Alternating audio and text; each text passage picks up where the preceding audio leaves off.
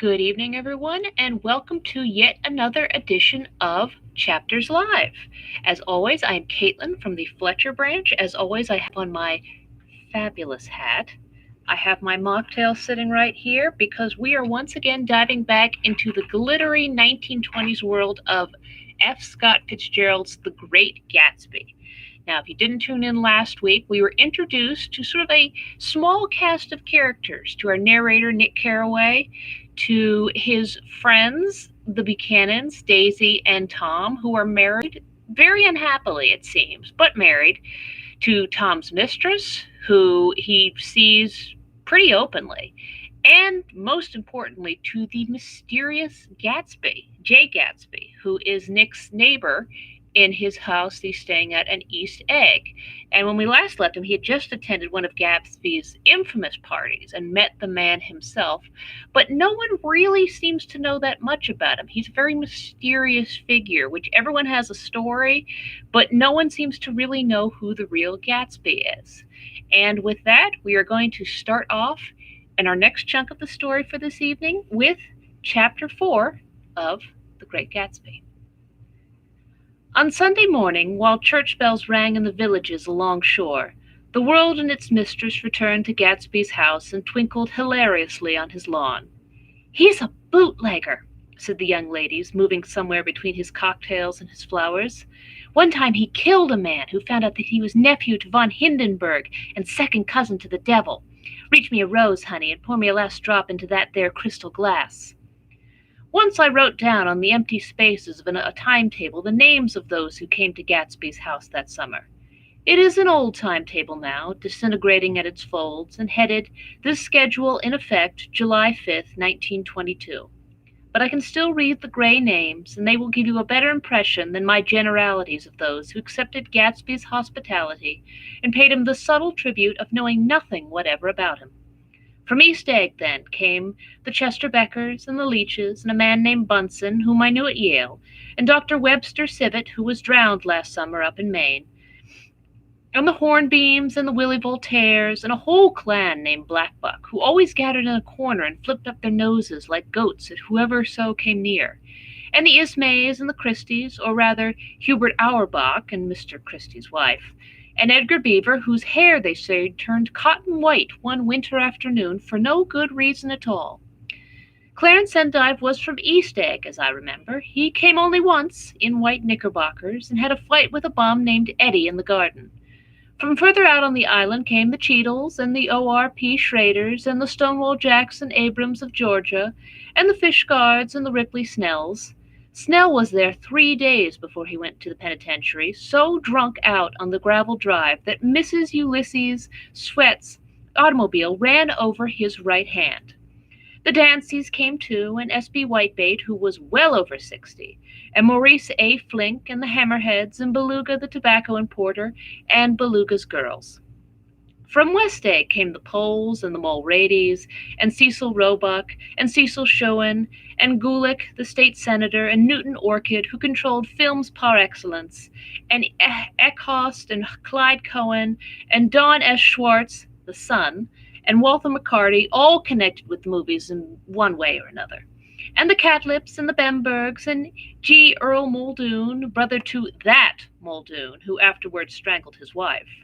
Dal Fontano, the promoter, came there, and Ed Legros, and James B. Rotgut Ferret, and the Dijongs, and Ernest Lilly. They came to gamble, and when Ferret wandered into the garden, it meant he was cleaned out, and Associated Traction would have to fluctuate profitably next day. A man named Klipspringer was there so often and so long that he became known as the Boarder. I doubt if he had any other home. Of theatrical people, there were Gus Ways, and Horace O'Donovan, and Lester Mayer, and George Duckweed, and Francis Bull. Also from New York were the Cromes, and the Backheisens, and the Denekers, and Russell Betty, and the Corrigans, and the Kellers, and the Dewars, and the Scullys, and S.W. Belcher, and the Smirks, and the Young Quins, divorced now, and Harry L. Palmetto, who killed himself by jumping in front of a subway train in Times Square. Benny McClanahan arrived always with 4 girls. They were never quite the same ones in physical person, but they were so identical with another that it inevitably seemed they had been there before. I have forgotten their names, Jacqueline, I think, or else Consuela, or Gloria, or Judy, or June, and their last names were either the melodious names of flowers and months, or the sterner ones of the great American capitalists whose cousins, if pressed, they would confess themselves to be. In addition to all these, I can remember that Faustina O'Brien came there at least once, and the Baedeker girls, and young Brewer, who had his nose shot off in the war, and Mr. Alls Bruckberger, and Miss Haig, his fiancée, and Ardita Fitzpeters, and Mr. P. Jewett, once head of the American Legion, and Mrs. Claudia Hip, with a man reputed to be her chauffeur, and a prince of something, whom we called Duke, and whose name, if I ever knew it, I have forgotten. All these people came to Gatsby's house in the summer. At 9 o'clock, one morning late in July, Gatsby's gorgeous car lurched up the rocky drive to my door and gave out a burst of melody from its three-noted horn. It was the first time he had called on me, though I had gone to two of his parties, mounted in his hydroplane, and, at his earnest invitation, made frequent use of his beach. "Good morning, old sport. You're having lunch with me today, and I thought we'd ride up together." He was balancing himself on the dashboard of his car with that resourcefulness of movement that is so peculiarly American, that comes, I suppose, with the absence of lifting work or rigid sitting in youth, and, even more, with the formless grace of our nervous, sporadic games. This quality was continually breaking through his punctilious manner in the shape of restlessness. He was never quite still. There was always a tapping foot somewhere or the impatient opening and closing of a hand. He saw me looking with admiration at his car. "It's pretty, isn't it, old sport?" He jumped off to give me a better view. "Haven't you ever seen it before?" I'd seen it. Everybody had seen it. It was a rich cream color, bright with nickel, swollen here and there in its monstrous length, with triumphant hat boxes and supper boxes and tool boxes, and terraced with a labyrinth of windshields that mirrored a dozen suns. Sitting down behind many layers of glass in a sort of green leather conservatory, we started to town. I had talked with him perhaps half a dozen times in the past month, and found, to my disappointment, that he had little to say. So my first impression, that he was a person of some undefined consequence, had gradually faded, and he become simply the proprietor of an elaborate roadhouse next door. And then came that disconcerting ride. We hadn't reached West Egg Village before Gatsby began leaving his elegant sentences unfinished, and slapping himself indecisively on the knee of his caramel-colored suit. "Look here, old sport," he broke out surprisingly. "What's your opinion of me, anyhow?" A little overwhelmed, I began the generalized evasions which that question deserves.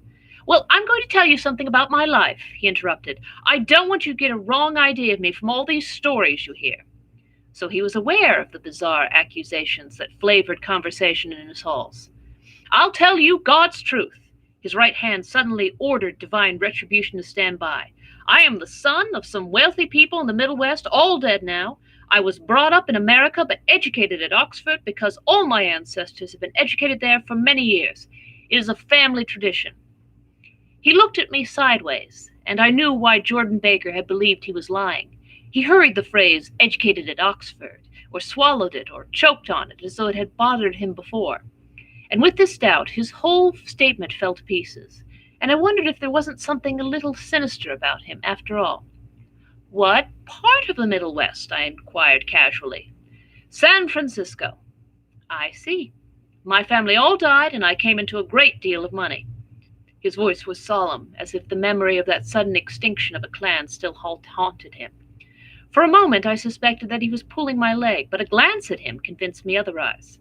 "After that I lived like a young Rajah in all the capitals of Europe, Paris, Venice, Rome, collecting jewels, chiefly rubies, hunting big game, painting a little, things for myself only, and trying to forget something very sad that had happened to me long ago." With an effort I managed to restrain my incredulous laughter.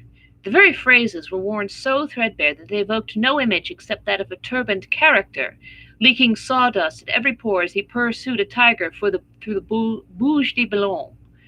"And then came the war, old sport. It was a great relief, and I tried very hard to die, but I seemed to bear an enchanted life. I accepted a commission as first lieutenant when it began. In the Argonne Forest, I took 2 machine-gun detachments so far forward that there was a half-mile gap on either side of us where the infantry couldn't advance. We stayed there 2 days and 2 nights, 130 men with 16 Lewis guns, and when the infantry came up at last, they found the insignia of 3 German divisions among the piles of dead. I was promoted to be a major, and every Allied government gave me a decoration, even Montenegro, little Montenegro, down on the Adriatic Sea. Little Montenegro! He lifted up the words and nodded at them with his smile. The smile comprehended Montenegro's troubled history and sympathized with the brave struggles of the Montenegrin people. It appreciated fully the chain of national circumstances which had elicited this tribute from Montenegro's warm little heart. My incredulity was submerged in fascination now. It was like skimming hastily through a dozen magazines. He reached into his pocket, and a piece of metal slung on a ribbon fell into my palm. That's the one from Montenegro. To my astonishment, the thing had an authentic look. Ordere de Danilo, ran the circular legend. Montenegro, Nicholas Rex. Turn it. Major Jay Gatsby, I read. For valor extraordinaire. Here's another thing I always carry, a souvenir of Oxford days. It was taken in Trinity Quad. The man on my left is now the Earl of Doncaster. It was a photograph of half a dozen young men in blazers loafing in an archway through which were visible a host of spires. There was Gatsby, looking a little, not much, younger, with a cricket bat in his hand. Then it was all true. I saw the skins of tigers flaming in his palace on the Grand Canal. I saw him opening a chest of rubies to ease with their crimson-lighted depths the gnawings of his broken heart. I'm going to make a big request of you today, he said, pocketing his souvenirs with satisfaction. So I thought you ought to know something about me. I didn't want you to think I was just some nobody. You see, I usually find myself among strangers because I drift here and there, trying to forget the sad thing that happened to me. He hesitated. You'll hear about it this afternoon. At lunch? No, this afternoon. I happened to find out you're taking Miss Baker to tea. Do you mean you're in love with Miss Baker? No, old sport, I'm not, but Miss Baker has kindly consented to speak to you about this matter. I hadn't the faintest idea what this matter was, but I was more annoyed than interested. I hadn't asked Jordan to tea in order to discuss Mr. Jay Gatsby. I was sure the request would be something utterly fantastic, and for a moment I was sorry I'd ever set foot upon his overpopulated lawn.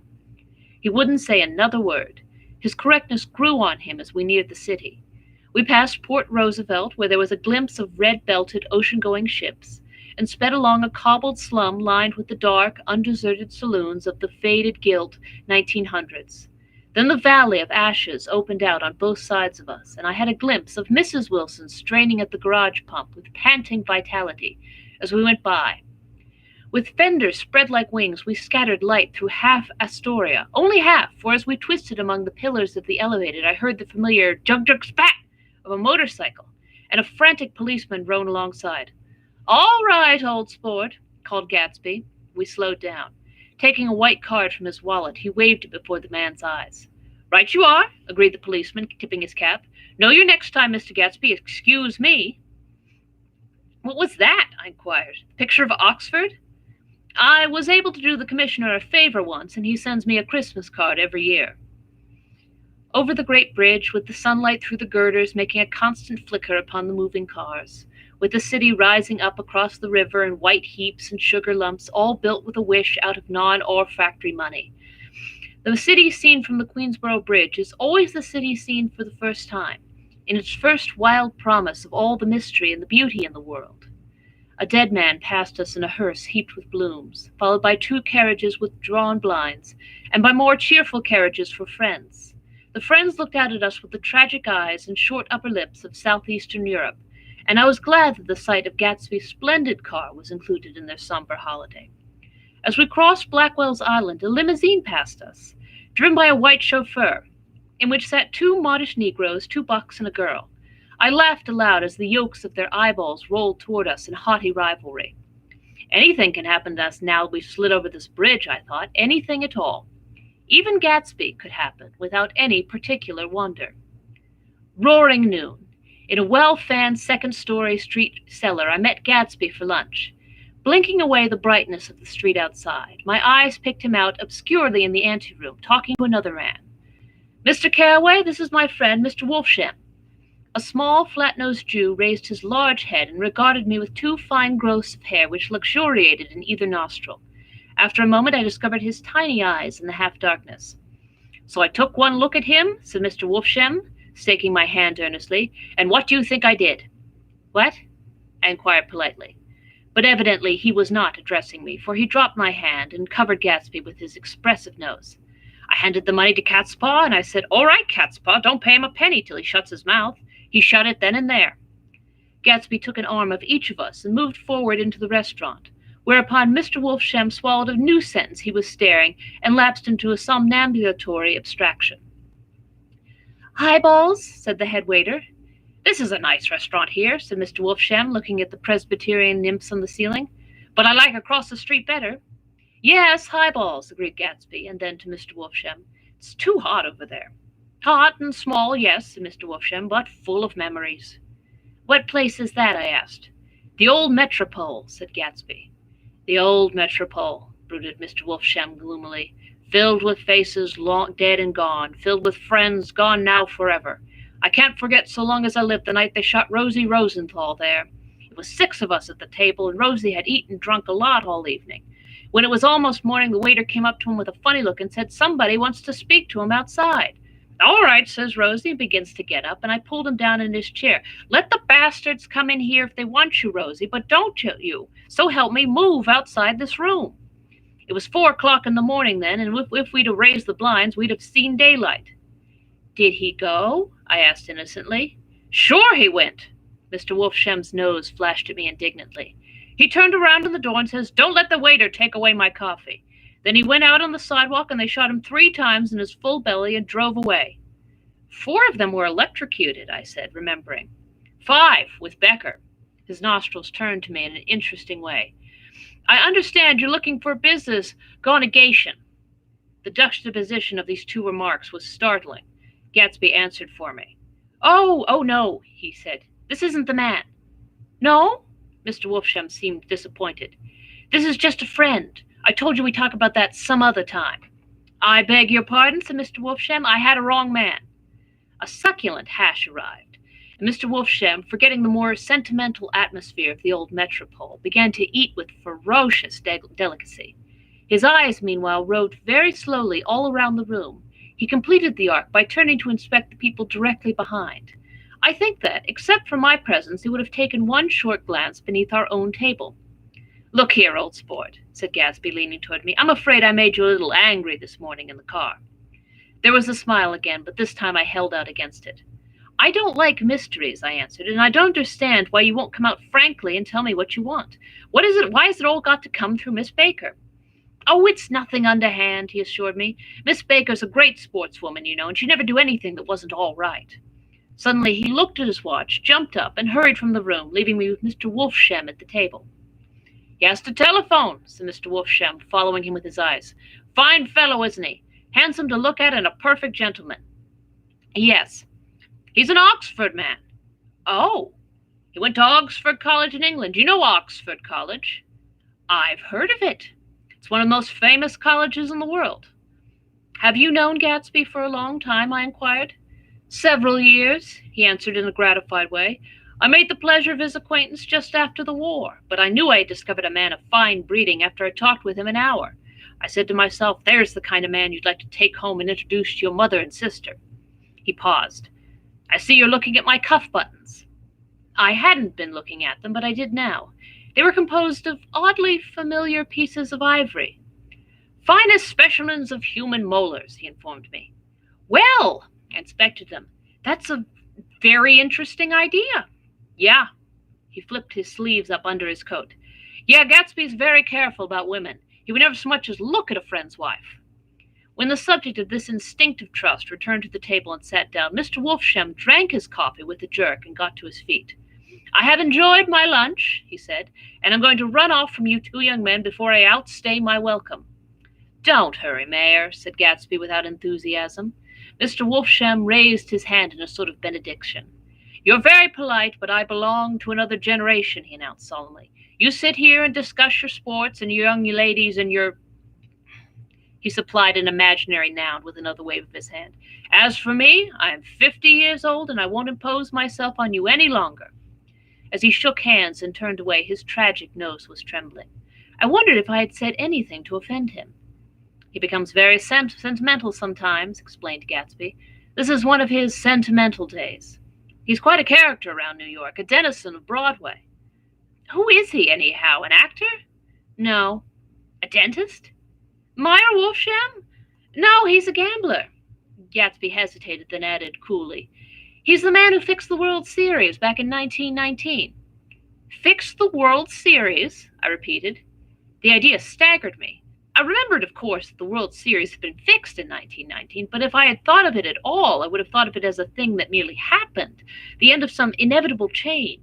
It never occurred to me that one man could start to play with the faith of 50 million people, with the single-mindedness of a burglar blowing a safe. How did he happen to do that? I asked after a minute. He just saw the opportunity. Why isn't he in jail? They can't get him, old sport. He's a smart man. I insisted on paying the check. As the waiter brought my change, I caught sight of Tom Buchanan across the crowded room. Come along with me for a minute, I said. I've got to say hello to someone. When he saw us, Tom jumped up and took half a dozen steps in our direction. Where have you been? He demanded eagerly. Daisy's furious because you haven't called up. This is Mr. Gatsby, Mr. Buchanan. They shook hands briefly, and a strained, unfamiliar look of embarrassment came over Gatsby's face. How have you been, anyhow? Demanded Tom of me. How'd you happen to come this far to eat? I've been having lunch with Mr. Gatsby. I turned toward Mr. Gatsby, but he was no longer there. One October day in 1917, said Jordan Baker that afternoon, sitting up very straight on a straight chair in the tea garden at the Plaza Hotel. I was walking along from one place to another, half on the sidewalks and half on the lawns. I was happier on the lawns because I had on shoes from England with rubber knobs on the soles which bit into the soft ground. I had on a new plaid skirt also that blew a little in the wind, and whenever this happened, the red, white, and blue banners in front of all the houses stretched out stiff and said tut, tut, tut, tut in a disapproving way. The largest of the banners and the largest of the lawns belonged to Daisy Fay's house.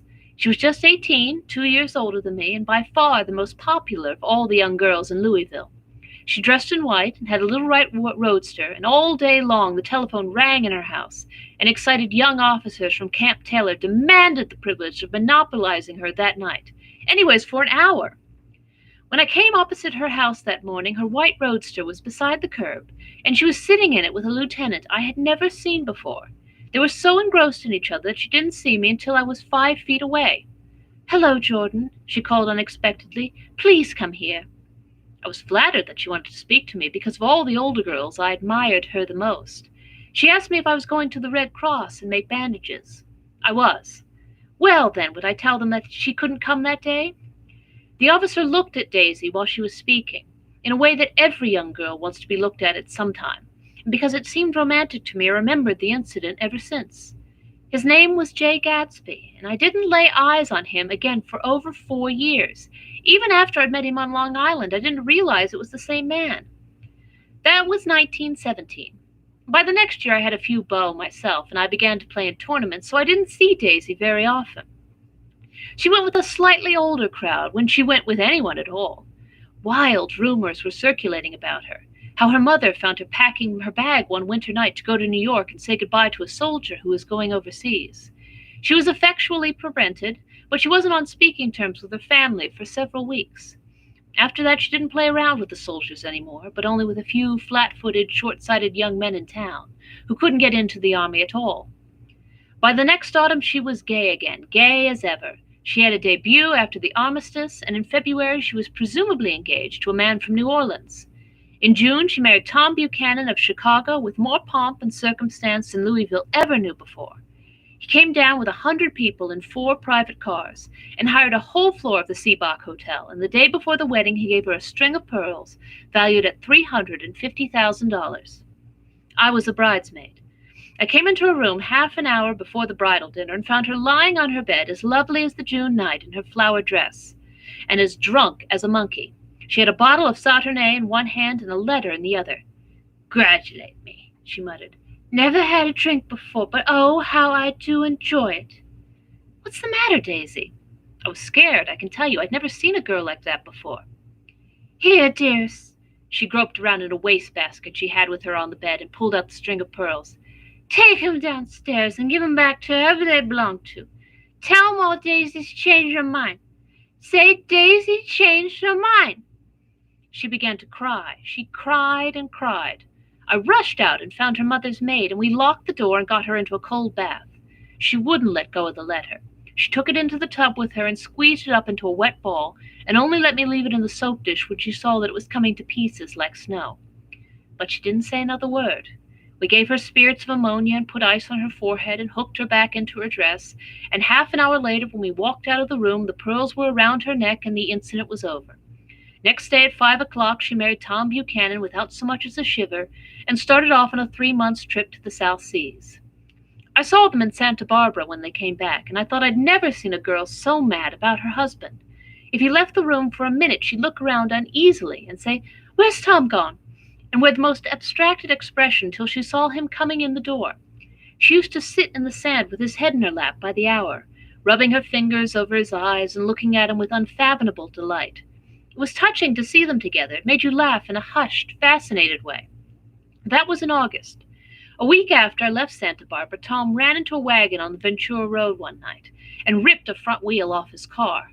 The girl who was with him got into the papers too because her arm was broken. She was one of the chambermaids in the Santa Barbara hotel. The next April, Daisy had her little girl, and they went to France for a year. I saw them one spring in Cannes and another later in Deauville, and then they came back to Chicago to settle down. Daisy was popular in Chicago, as you know. They moved with a fast crowd, all of them young and rich and wild, but she came out with an absolutely perfect reputation. Perhaps because she doesn't drink. It's a great advantage not to drink among hard-drinking people. You can hold your tongue, and moreover, you can time any little irregularity of your own so that everybody else is so blind that they don't see or care. Perhaps Daisy never went in for amour at all, and yet there's something in that voice of hers. Well, about 6 weeks ago, she heard the name Gatsby for the first time in years. It was when I asked you, do you remember, if you knew Gatsby in West Egg?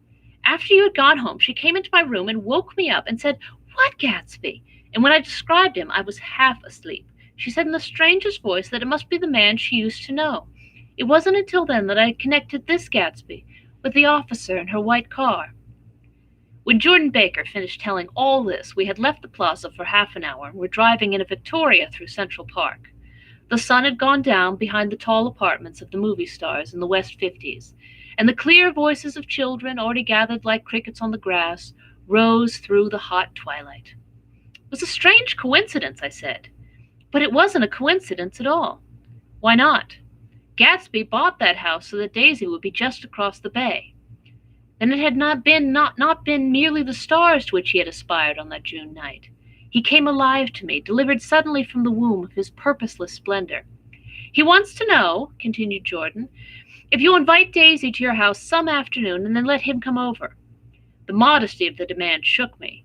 He had waited 5 years and bought a mansion where he dispensed starlight to casual moths, so that he could come over some afternoon to a stranger's garden. Did I have to know all this before he could ask such a little thing? "He's afraid. He's waited so long.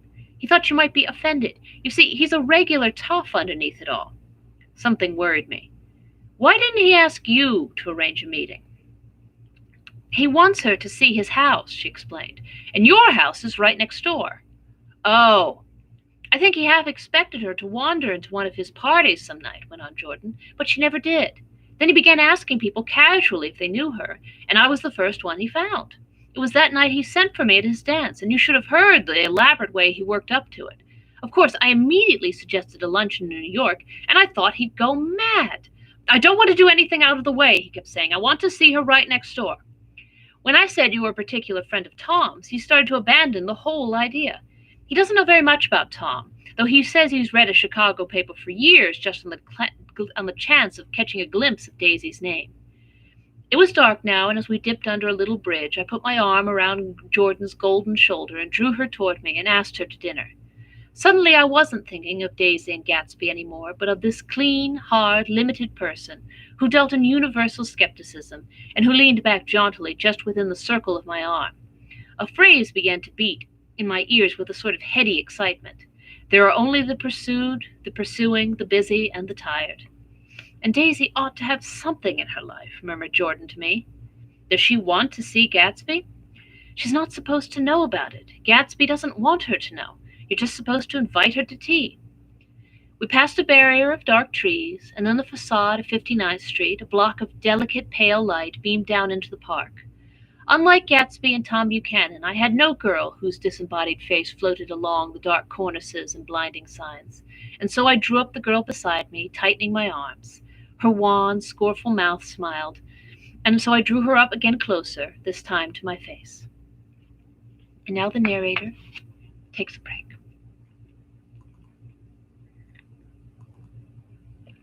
Tonight we are having a virgin mimosa, which you can make very easily by mixing orange juice with ginger ale. I will post the recipe once I have completed tonight's reading.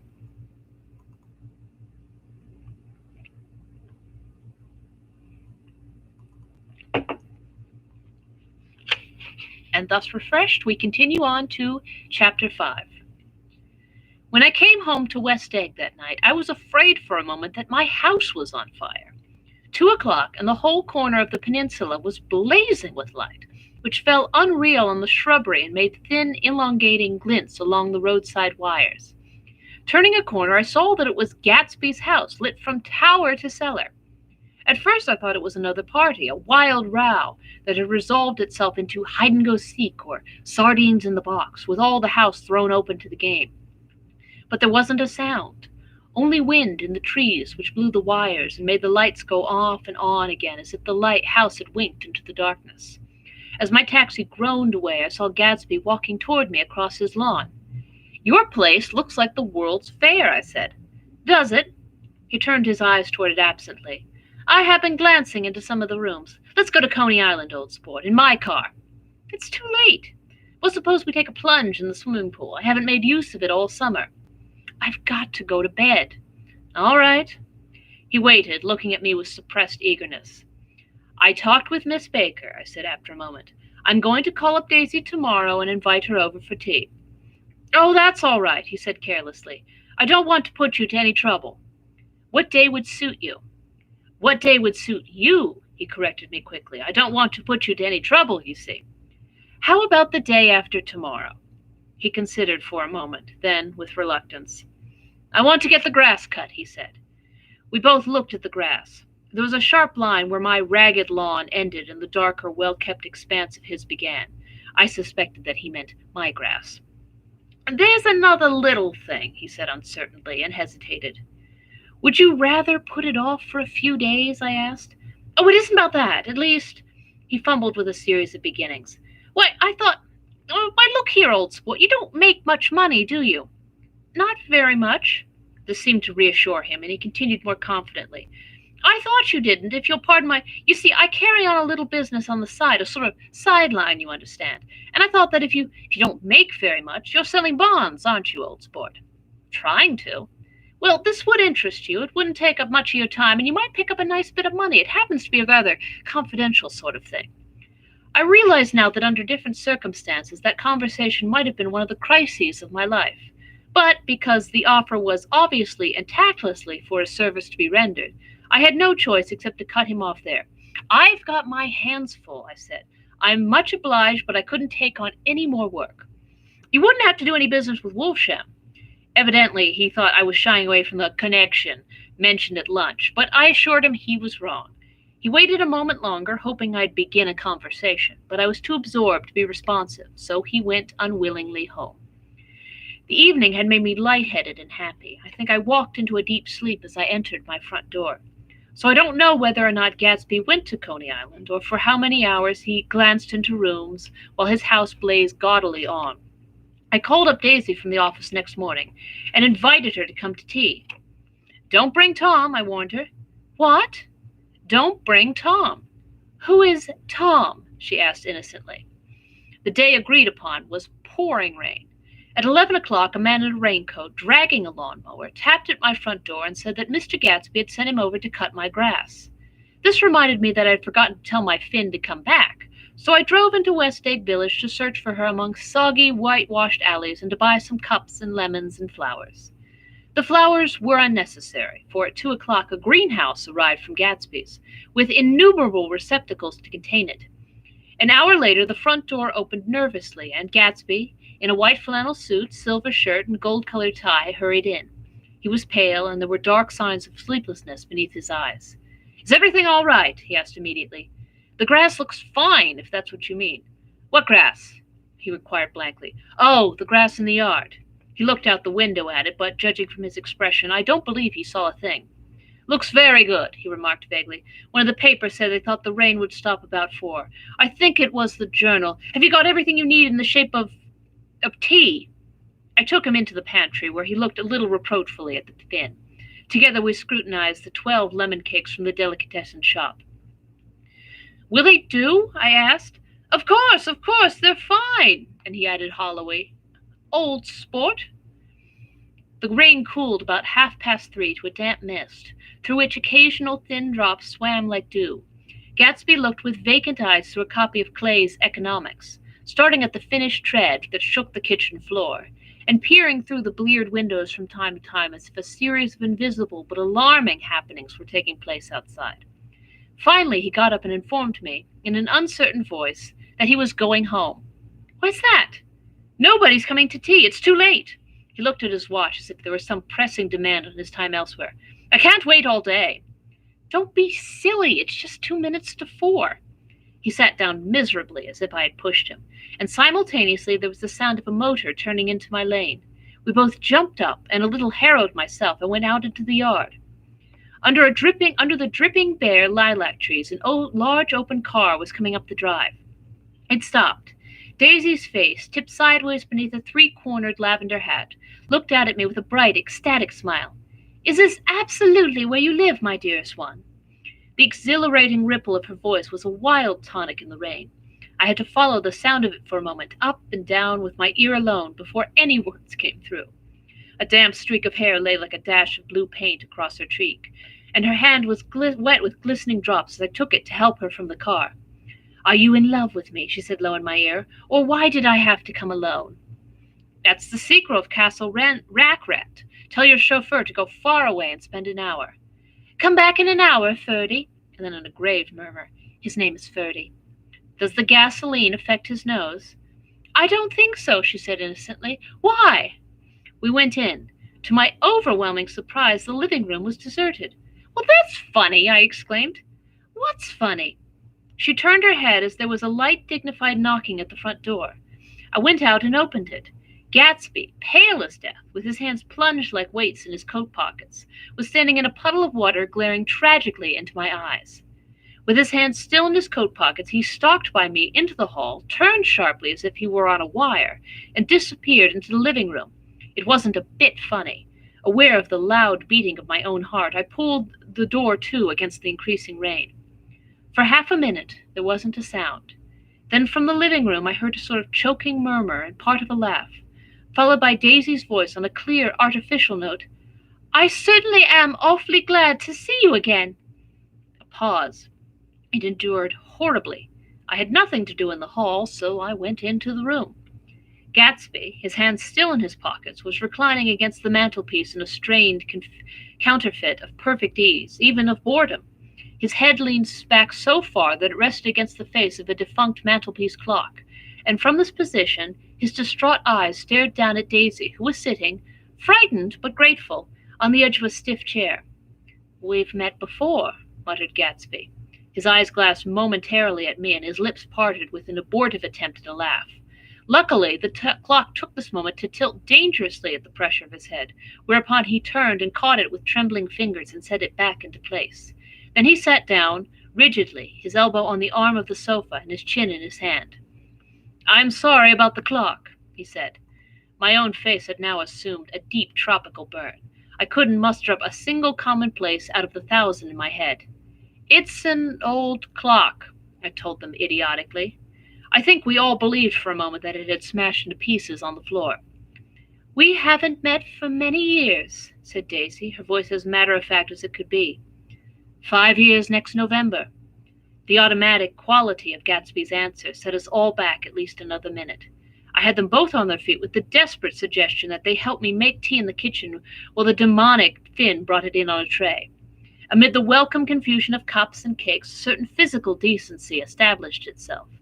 Gatsby got himself into a shadow, and while Daisy and I talked, looked conscientious from one to the other of us, with tense, unhappy eyes. However, as calmness wasn't an end in itself, I made an excuse at the first possible moment and got to my feet. "Where are you going?" demanded Gatsby in immediate alarm. "I'll be back. I've got to speak to you about something before you go." He followed me wildly into the kitchen, closed the door, and whispered, "Oh, God," in a miserable way. "What's the matter?" "This is a terrible mistake," he said, shaking his head from side to side. "A terrible, terrible mistake. You're just embarrassed, that's all." And luckily I added, "Daisy's embarrassed too." "She's embarrassed," he repeated incredulously. "Just as much as you are. Don't talk so loud." "You're acting like a little boy," I broke out impatiently. "Not only that, but you're rude. Daisy's sitting in there all alone." He raised his hand to stop my words, looked at me with unforgettable reproach, and, opening the door cautiously, went back out into the other room. I walked out the back way, just as Gatsby had when he had made his nervous circuit of the house half an hour before, and ran for a huge black knotted tree, whose massed leaves made a fabric against the rain. Once more it was pouring, and my irregular lawn, well shaved by Gatsby's gardener, abounded in small muddy swamps and prehistoric marshes. There was nothing to look at from under the tree except Gatsby's enormous house, so I stared at it, like Kant with his church steeple, for half an hour. A brewer had built it early in the period craze, a decade before, and there was a story that he'd agreed to pay 5 years' taxes on all the neighboring cottages if the owners would have their roofs thatched with straw. Perhaps their refusal took the heart out of his plan to found a family. He went into an immediate decline. His children sold his house with the black wreath still on the door. Americans, while occasionally willing to be serfs, have always been obstinate about being peasantry. About half an hour the sun shone again, and the grocer's automobile rounded Gatsby's drive with the raw material for his servant's dinner. I felt sure he wouldn't need a spoonful. A maid began opening the upper windows of his house, appeared momentarily in each, and, leaning from a large central bay, spat meditatively into the garden. It was time I went back. While the rain continued, it seemed like the murmur of their voices, rising and swelling a little now and then with gusts of emotion. But in the new silence, I felt that silence had fallen in the house too. I went in, after making every possible noise in the kitchen short of pushing over the stove, but I don't believe they heard a sound. They were sitting at either end of the couch, looking at each other as if some question had been asked, or was in the air, and every vestige of embarrassment was gone. Daisy's face was smeared with tears, and when I came in she jumped up and began wiping at it with her handkerchief before a mirror. But there was a change in Gatsby that was simply confounding. He literally glowed. Without a word or a gesture of exultation, a new well-being radiated from him and filled the little room. "Oh, hello, old sport," he said, as if he hadn't seen me for years. I thought for a moment he was going to shake hands. "It's stopped raining." "Has it?" When he realized what I was talking about, that there were twinkle bells of sunshine in the room, he smiled like a weatherman, like an ecstatic patron of recurrent light, and repeated the news to Daisy. "What do you think of that? It's stopped raining." "I'm glad, Jay." Her throat, full of aching, grieving beauty, told only of her unexpected joy. "I want you and Daisy to come over to my house," he said. "I'd like to show her around." "You're sure you want me to come?" "Absolutely, old sport." Daisy went upstairs to wash her face. Too late, I thought, with humiliation of my towels, while Gatsby and I waited on the lawn. "My house looks well, doesn't it?" he demanded. "See how the whole front of it catches the light." I agreed that it was splendid. "Yes." His eyes went over at every arched door and square tower. "It took me just 3 years to earn the money that bought it." "I thought you inherited your money."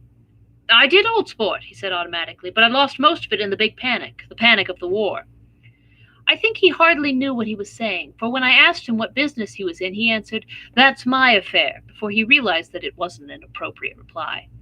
"Oh, I've been in several things," he corrected himself. "I was in the drug business, and then I was in the oil business, but I'm not in either one now." He looked at me with more attention. "Do you mean you've been thinking over what I proposed the other night?" Before I could answer, Daisy came out of the house, and 2 rows of brass buttons on her dress gleamed in the sunlight. "That huge place there?" she cried, pointing. "Do you like it?" "I love it, but I don't see how you live there all alone." "I keep it always full of interesting people, night and day. People who do interesting things. Celebrated people." Instead of taking the short-cut along the Sound, we went down the road and entered by the big postern. With enchanting murmurs, Daisy admired this aspect or that of the feudal silhouette against the sky, admired the gardens, the sparkling odor of jonquils, and the frothy odor of hawthorn and plum blossoms, and the pale gold odor of kiss me at the gate. It was strange to reach the marble steps and find no stir of bright dresses in and out the door, and hear no sound but bird voices in the trees. And inside, as we wandered through Marie Antoinette music rooms and restoration salons, I felt that there were guests concealed behind every couch and table, under orders to be breathlessly silent till we had passed through. As Gatsby closed the door of the Merton College Library, I could have sworn I heard the owl-eyed man break into ghostly laughter. We went upstairs, through period bedrooms swathed in rose and lavender silk and vivid with new flowers, through dressing rooms and pool rooms and bathrooms with sunken baths, intruding into one chamber where a disheveled man in pajamas was doing liver exercises on the floor. It was Mr. Klipspringer, the boarder. I had seen him wandering hungrily about the beach that morning. Finally, we came into Gatsby's own apartment, a bedroom and a bath, and an Adam's study, where he sat down and drank a glass of some chartreuse he took from a cupboard in the wall. He hadn't once ceased looking at Daisy, and I think he reevaluated everything in his house according to the measure of response it drew from her well-loved eyes. Sometimes, too, he stared around in his possessions in a dazed way, as though in her actual and astounding presence none of it was any longer real. Once he nearly toppled down a flight of stairs. His bedroom was the simplest room of all, except where the dresser was garnished with a toilet set of pure, dull gold. Daisy took the brush with delight, whereupon Gatsby sat down and shaded his eyes and began to laugh. "This is the funniest thing, old sport," he said hilariously. "I can't. When I try to—" He had passed visibly through 2 states and was entering upon a third. After his embarrassment and his unreasoning joy, he was consumed with wonder at her presence. He had been full of the idea so long, dreamed it right through to the end, waited with his teeth set, so to speak, at an inconceivable pitch of intensity. Now, in the reaction, he was running down like an overwound clock. Recovering himself in a minute, he opened for us 2 hulking patent cabinets which held his massed suits and dressing gowns and ties, and his shirts piled like bricks in stacks a dozen high. "I've got a man in England who buys me clothes. He sends over a selection of things at the beginning of each season, spring and fall." He took out a pile of shirts and began throwing them, one by one, before us, shirts of sheer linen and thick silk and fine flannel, which lost their folds as they fell and covered the table in many-colored disarray. While we admired, he brought more, and the soft, rich heap mounted higher, shirts with stripes and scrolls and plaids and coral and apple green and lavender and faint orange, with monograms of Indian blue. Suddenly, with a strained sound, Daisy bent her head into the shirts and began to cry stormily. "This sets beautiful shirts," she sobbed, her voice muffled in the thick folds. "It makes me sad because I've never seen such beautiful shirts before." After the house, we were to see the grounds and the swimming pool and the hydroplane and the midsummer flowers, but outside Gatsby's window it began to rain again, so we stood in a row looking at the corrugated surface of the Sound. "If it wasn't for the mist, we could see your home across the bay," said Gatsby. "You always have a green light that burns all night at the end of your dock." Daisy put her arm through his abruptly, but he seemed absorbed in what he had just said. Possibly it had occurred to him that the colossal significance of that light had now vanished forever. Compared to the great distance that had separated him from Daisy, it had seemed very near to her, almost touching her. It had seemed as close as a star to the moon. Now it was again a green light on a dock. His count of enchanted objects had diminished by 1. I began to walk about the room, examining various indefinite objects in the half-darkness. A large photograph of an elderly man in a yachting costume attracted me, hung on the wall over his desk. "Who's this?" "That? That's Mr. Dan Cody, old sport." The name sounded faintly familiar. "He's dead now. He used to be my best friend years ago." There was a small picture of Gatsby, also in yachting costume, on the bureau. Gatsby with his head thrown back defiantly, taken apparently when he was about 18. "I adore it," exclaimed Daisy. "The pompadour! You never told me you had a pompadour, or a yacht." "Look at this," said Gatsby quickly. "Here's a lot of clippings about you." They stood side by side examining it. I was going to ask to see the rubies when the phone rang and Gatsby took up the receiver. Yes? Well, I can't talk now. I can't talk now, old sport. I said a small town. You must know what a small town is. Well, he's no use to us if Detroit is his idea of a small town. He rang off. Come here, quick! Cried Daisy at the window. The rain was still falling, but the darkness had parted in the west, and there was a pink and golden billow of foamy clouds above the sea. Look at that, she whispered, and then after a moment, I'd like to just get one of those pink clouds and put you in it and push you around. I tried to goad them, but they wouldn't hear of it. Perhaps my presence made them feel more satisfactorily alone. I know what we'll do, said Gatsby. We'll have Klipspringer play the piano. He went out of the room calling, Ewing! And returned in a few minutes accompanied by an embarrassed, slightly worn young man with shell-rimmed glasses and scanty blonde hair. He was now decently clothed in a sports shirt, open at the neck, sneakers, and duck trousers of a nebulous hue. Did we interrupt your exercise? Inquired Daisy politely. I was asleep, said Mr. Klipspringer in a spasm of embarrassment. That is, I'd been asleep, then I got up. Klipspringer plays the piano, said Gatsby, cutting him off. Don't you, Ewing, old sport? I don't play well. I hardly play at all. I'm all out of practice. We'll go downstairs, interrupted Gatsby. He flipped a switch. The gray windows disappeared as the house glowed full of light. In the music room, Gatsby turned on a solitary lamp beside the piano. He lit Daisy's cigarette from a trembling match and sat down with her on a couch far across the room, where there was no light save what the gleaming floor bounced in from the hall. When Klipspringer had played the Love Nest, he turned around on the bench and searched unhappily for Gatsby in the gloom. I'm all out of practice, you see. I told you I couldn't play. I'm all out of practice. Don't talk so much, old sport, commanded Gatsby. Play! Outside, the wind was loud, and there was a faint flow of thunder along the sound. All the lights were going on in West Egg now. The electric trains, men carrying, were plunging home through the rain from New York. It was the hour of a profound human change, and excitement was generating on the air. As I went over to say goodbye, I saw the expression of bewilderment had come back into Gatsby's face, as though a faint doubt had occurred to him as to the quality of his present happiness. Almost 5 years.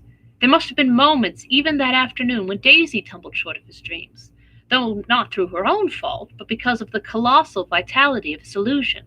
It had gone beyond her, beyond everything. He had thrown himself into it with a creative passion, adding to it all the time, decking it out with every bright feather that drifted his way. No amount of fire or freshness can challenge what a man will store up in his ghostly heart. As I watched him, he adjusted himself a little, visibly. His hand took hold of hers, and as she said something low in his ear, he turned toward her with a rush of emotion. I think that voice held him most with its fluctuating, feverish warmth, because it couldn't be overdreamed. That voice was a deathless song. They had forgotten me, but Daisy glanced up and held out her hand. Gatsby didn't know me now at all. I looked once more at them, and they looked back at me, remotely, possessed by intense life. Then I went out of the room and down the marble steps into the rain, leaving them there together. And now the narrator will take another drink.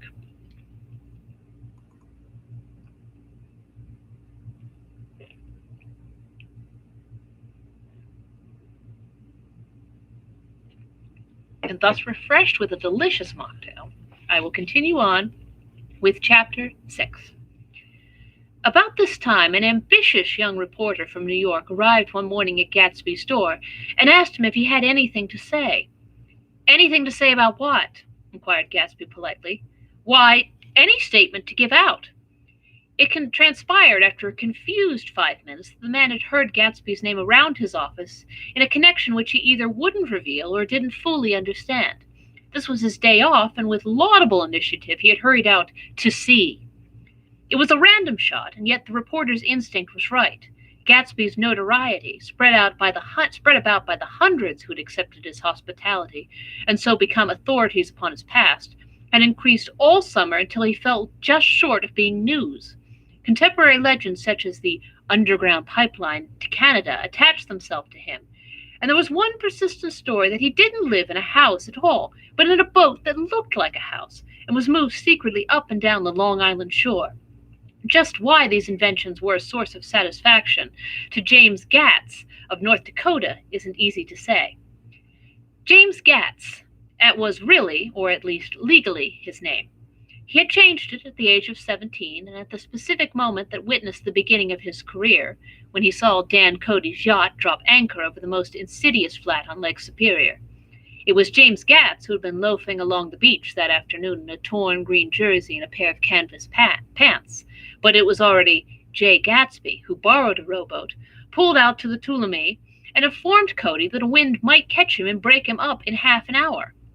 I suppose he'd had the name ready for a long time, even then. His parents were shiftless and unsuccessful farm people. His imagination had never really accepted him as his parents at all. The truth was that Jay Gatsby of West Egg, Long Island, sprang from his platonic conception of himself. He was the son of God, a phrase which, if it means anything, means just that, and he must be about his father's business, the service of a vast, vulgar, and meretricious beauty.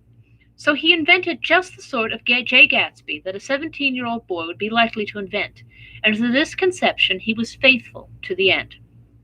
For over a year he had been beating his way along the south shore of Lake Superior as a clam digger and a salmon fisher, or in any other capacity that brought him food and bed. His brown, hardening body lived naturally through the half-fierce, half-lazy work of the bracing days. He knew women early, and since they spoiled him, he became contemptuous of them.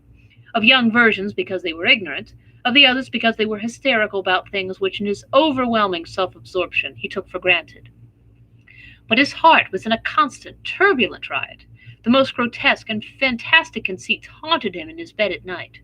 A universe of ineffable gaudiness spun itself out of his brain while the clock ticked on the washstand, and the moon soaked with wet light his tangled clothes upon the floor. Each night he added to the pattern of his fancies until drowsiness closed down upon some vivid scene with an oblivious embrace. For a while these reveries provided an outlet for his imagination. They were a satisfactory hint of the unreality of reality, a promise that the rock of the world was founded securely on a fairy's wing. An instinct toward his future glory had led him, some months before, to the small Lutheran college of St. Olaf's in southern Minnesota. He stayed there 2 weeks, dismayed at its ferocious indifference to the drums of his destiny, to destiny itself, and despising the janitor's work with which he was to pay his way through. Then he drifted back to Lake Superior, and he was still searching for something to do on the day that Dan Cody's yacht dropped anchor in the shallows along shore. Cody was 50 years old then, a product of the Nevada silver fields, of the Yukon, of every rush for metals since '75. The transactions in Montana copper that made him many times a millionaire found him physically robust, but on the verge of soft-mindedness, and, suspecting this, an infinite number of women had tried to separate him from his money. The none too savory ramifications by which Ella Kay, the newspaper woman, played Madame de Maintenon to his weakness and sent him to sea in a yacht were common property of the turgid journalism of 1902. He had been coasting along all too hospitable shores for 5 years when he turned up as James Gat's Destiny in Little Girl Bay. To young Gatz, resting on his oars and looking up at the railed deck, that yacht represented all the beauty and glamour in the world. I suppose he smiled at Cody. He had probably discovered that people liked him when he smiled.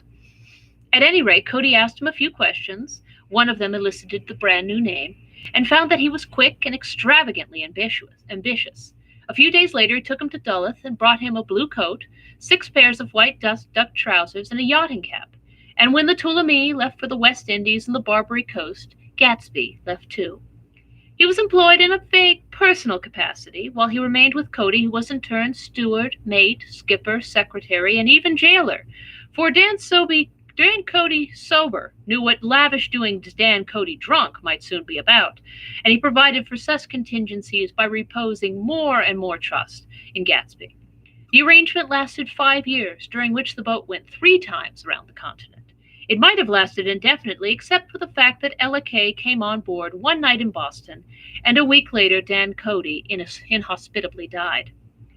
I remember the portrait of him up in Gatsby's bedroom, a gray, florid man with a hard, empty face, the pioneer debauchee who during one phase of American life brought back to the eastern seaboard the savage violence of the frontier brothel and saloon. It was indirectly due to Cody that Gatsby drank so little. Sometimes in the course of gay parties, women used to rub champagne into his hair. For himself, he formed the habit of letting liquor alone. And it was from Cody that he inherited money, a legacy of $25,000. He didn't get it. He never understood the legal device that was used against him, but what remained of the millions went intact to Ella Kay. He was left with his singularly inappropriate education. The vague contour of Jay Gatsby had filled out to the substantiality of a man. He told me all this very much later, but I've put it down here with the idea of exploding those first wild rumors about his antecedents, which weren't even faintly true. Moreover, he told it to me at a time of confusion, when I had reached the point of believing everything and nothing about him. So I take advantage of his short halt, while Gatsby, so to speak, caught his breath, to clear this set of misconceptions away. It was a halt, too, in my association with his affairs. For several weeks I didn't see him or hear his voice on the phone. Mostly I was in New York, trotting around with Jordan and trying to ingratiate myself with her senile aunt. But finally I went over to his house one Sunday afternoon. I hadn't been there 2 minutes when somebody brought Tom Buchanan in for a drink. I was startled, naturally, but the really surprising thing was that it hadn't happened before. They were a party of 3 on horseback, Tom and a man named Sloane and a pretty woman in a brown riding habit who had been there previously. "I'm delighted to see you," said Gatsby, standing on his porch. "I'm delighted that you dropped in." As though they cared. "Sit right down. Have a cigarette or a cigar." He walked around the room quickly, ringing bells. "I'll have something to drink for you in just a minute." He was profoundly affected by the fact that Tom was there. But he would be uneasy anyhow until he had given them something, realizing in a vague way that was all they came for. Mr. Sloane wanted nothing. A lemonade? No, thanks. A little champagne? Nothing at all, thanks. I'm sorry. Did you have a nice ride? Very good roads around here. I suppose the automobiles? Yeah. Moved by an irresistible impulse, Gatsby turned to Tom, who had accepted the introduction as a stranger. "I believe we've met somewhere before, Mr. Buchanan." "Oh, yes," said Tom, gruffly polite, but obviously not remembering. "So we did. I remember very well." "About 2 weeks ago." "That's right. You were with Nick here." "I know your wife," continued Gatsby, almost aggressively. "That's so." Tom turned to me. "You live near here, Nick?" "Next door." "That's so." Mr. Sloane didn't enter into the conversation, but lounged back haughtily in his chair. The woman said nothing either, until unexpectedly, after 2 highballs, she became cordial. "We'll all come over to your next party, Mr. Gatsby," she suggested. "What do you say?" "Certainly, I'll be delighted to have you." "Be very nice," said Mr. Sloane without gratitude. "Well, think ought to be starting home." "Please don't hurry," Gatsby urged them. He had control of himself now, and he wanted to see more of Tom. Why don't you stay for supper? I wouldn't be surprised if some other people dropped in from New York." "You come to supper with me," said the lady enthusiastically. "Both of you." This included me. Mr. Sloane got to his feet. "Come along," he said, but to her only. "I mean it," she insisted. "I'd love to have you. Lots of room." Gatsby looked at me questioningly. He wanted to go, and he didn't see that Mr. Sloane had determined that he shouldn't. "I'm afraid I won't be able to," I said. "Well, you come," she urged, concentrating on Gatsby. Mr. Sloane murmured something close to her ear. "We won't be late if we start now," she insisted aloud. "I haven't got a horse," said Gatsby. "I used to ride in the army, but I never bought a horse. I'll have to follow you in my car. Excuse me for just a minute." The rest of us walked out on the porch, where Sloane and the lady began an impassioned conversation aside. "My God, I believe the man's coming," said Tom. "Doesn't he know she doesn't want him?" "She says she does want him." "She has a big dinner party, and he won't know a soul there." He frowned. "I wonder where in the devil he met Daisy. By God, I may be old-fashioned my ideas, but women run around too much these days to suit me. They meet all kinds of crazy fish." Suddenly Mr. Sloane and the lady walked down the steps and mounted their horses. "Come on," said Mr. Sloane to Tom. "We're late. We've got to go." And then to me, "Tell him we couldn't wait, could you?" Tom and I shook hands, the rest of us exchanged a cool nod, and they trotted quickly down the drive, disappearing under the August foliage, just as Gatsby, with hat and light overcoat in hand, came out the front door. Tom was evidently perturbed at Daisy's running around alone, for on the following Saturday night he came with her to Gatsby's party. Perhaps his presence gave the evening its peculiar quality of oppressiveness. It stands out in my memory from Gatsby's other parties that summer. There were the same people, or at least the same sort of people, the same profusion of champagne, the same many-colored, many-keyed commotion, but I felt an unpleasantness in the air, a pervading harshness that hadn't been there before. Or perhaps I had merely grown used to it, grown to accept West Egg as a world complete in itself, with its own standards and its own great figures, second to nothing because it had no consciousness of being so. And now I was looking at it again, through Daisy's eyes. It is invariably saddening to look through new eyes at things upon which you have expanded your own powers of adjustment. They arrived at twilight, and as we strolled out among the sparkling hundreds, Daisy's voice was playing murmurous tricks in her throat. "These things excite me so," she whispered. "If you want to kiss me any time during the evening, Nick, just let me know and I'll be glad to arrange it for you. Just mention my name, or present a green card. I'm giving out green—" "Look around," suggested Gatsby. "I'm looking around. I'm having a marvelous—" "You must see the faces of many people you've heard about." Tom's arrogant eyes roamed the crowd. "We don't go around very much," he said. "In fact, I was just thinking I don't know a soul here." "Perhaps you know that lady." Gatsby indicated a gorgeous, scarcely human orchid of a woman who sat in state under a white plum tree. Tom and Daisy stared, with that peculiarly unreal feeling that accompanies the recognition of a hitherto ghostly celebrity of the movies. "She's lovely," said Daisy. "The man bending over her is her director." He took them ceremoniously from group to group. "Mrs. Buchanan and Mr. Buchanan." After an instant's hesitation, he added, "The polo player." "Oh, no," objected Tom quickly, "not me." But evidently the sound of it pleased Gatsby, for Tom remained the polo player for the rest of the evening.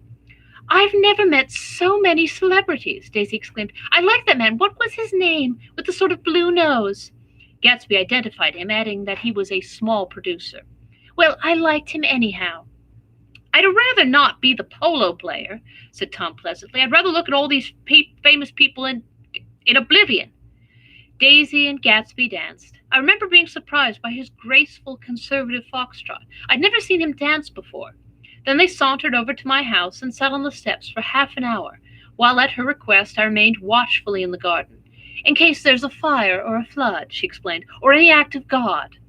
Tom appeared from his oblivion as we were sitting down to supper together. "Do you mind if I eat with some people over here?" he said. A fellow's getting off some funny stuff." "Go ahead," answered Daisy genially, "and if you want to take down any addresses, here's my little gold pencil." She looked around after a moment and told me the girl was common but pretty, and I knew that except for the half hour she'd been alone with Gatsby, she wasn't having a good time. We were at a particularly tipsy table. That was my fault. Gatsby had been called to the phone, and I'd enjoyed these same people only 2 weeks before. But what had amused me then turned septic on the air now. "How do you feel, Miss Baedeker?" The girl addressed was trying, unsuccessfully, to slump against my shoulder. At this inquiry she sat up and opened her eyes. "What?" A massive and lethargic woman who'd been urging Daisy to play golf with her at the local club tomorrow spoke in Miss Baedeker's ear. Defense. "Oh, she's all right now. When she's had 5 or 6 cocktails, she always starts screaming like that. I tell her she ought to leave it alone." "I do leave it alone," affirmed the accused hollowly. "We heard you yelling, so I said to Doc Sibbett here, 'There's somebody that needs your help, Doc.'" "She's much obliged, I'm sure," said another friend without gratitude. "But you got her dress all wet when you stuck her head in the pool." "Anything I hate is to get my head stuck in a pool," mumbled Miss Baedeker. "They almost drowned me once over in New Jersey."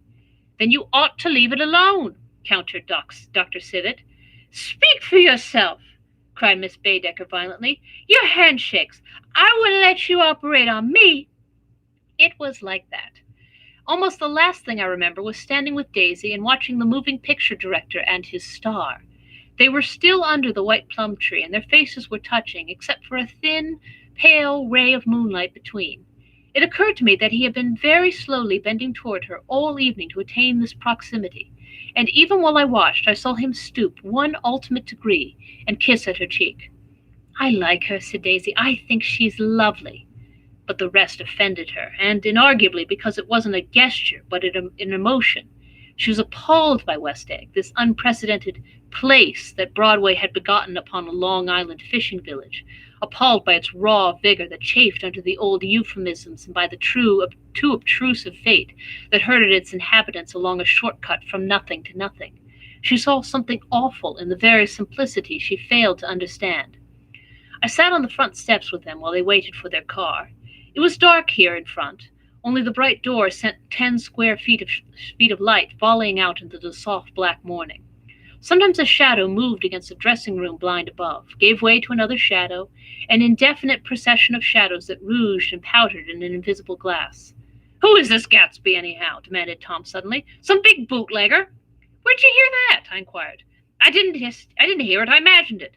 A lot of these newly rich people are just big bootleggers, you know." "Not Gatsby," I said shortly. He was silent for a moment. The pebbles of the drive crunched under his feet. "Well, he certainly must have strained himself to get this menagerie together." A breeze stirred the gray haze of Daisy's fur collar. "At least they are more interesting than the people we know," she said with an effort. "You didn't look so interested." "Well, I was." Tom laughed and turned to me. "Did you notice Daisy's face when that girl asked her to put her under a cold shower?" Daisy began to sing with the music in a husky, rhythmic whisper, bringing out a meaning in each word that it had never had before and would never have again. When the melody rose, her voice broke up sweetly, following it in a way contralto voices have, and each change tipped out a little of her warm, human magic upon the air. "Lots of people come who haven't been invited," she said suddenly. "That girl hadn't been invited. They simply forced their way in, and he's too polite to object." "I'd like to know who he is and what he does," insisted Tom, "and I think I'll make a point of finding out." "I can tell you right now," she answered. "He owns some drugstores, a lot of drugstores. He built them up himself." The dilatory limousine came rolling up the drive. "Good night, Nick," said Daisy. Her glance left me and sought the lighted top of the steps, where 3 o'clock in the morning, a neat, sad little waltz of that year, was drifting out the front door. After all, in the very casualness of Gatsby's party, there were romantic possibilities totally absent from her world. What was it up there in the song that seemed to be calling her back inside? What would happen now in the dim, incalculable hours? Perhaps some unbelievable guest would arrive, a person infinitely rare and to be marveled at, some authentically radiant young girl who, with one fresh glance at Gatsby, one moment of magical encounter, would blot out those 5 years of unwavering devotion. I stayed late that night. Gatsby asked me to wait until he was free, and I lingered in the garden until the inevitable swimming party had run up, chilled and exalted, from the black beach, until the lights were extinguished in the guest rooms overhead. When he came down the steps at last, the tan skin was drawn unusually tight on his face, and his eyes were bright and tired. "She didn't like it," he said immediately. "Of course she did." "She didn't like it," he insisted. "She didn't have a good time." He was silent, and I guessed at his unutterable depression. "I feel far away from her," he said. "It's hard to make her understand." "You mean about the dance?" "The dance?" He dismissed all the dances he'd given with a snap of his fingers. "Old sport, the dance is unimportant." He wanted nothing less of Daisy than that she should go to Tom and say, "I never loved you." After she had obliterated 4 years with that sentence, they could decide upon the more practical measures to be taken. One of them was that, after she was free, they were to go back to Louisville and be married from her house, just as if it were 5 years ago. "And she doesn't understand," he said. "She used to be able to understand. We'd sit for hours." He broke off and began to walk up and down a desolate path of fruit rinds and discarded favors and crushed flowers. "I wouldn't ask too much of her," I ventured. "You can't repeat the past." "Can't repeat the past?" he cried incredulously. "Why, of course you can."